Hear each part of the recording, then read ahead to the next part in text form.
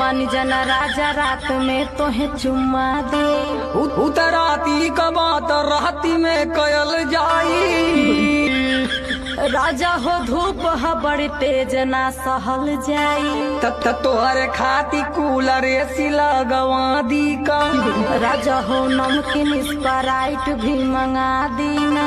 आमे के बेरी में मजाक तो के सूझता।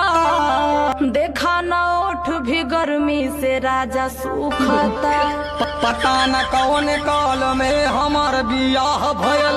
मना करत रही तू ही के ना बर्दाश्त भयल।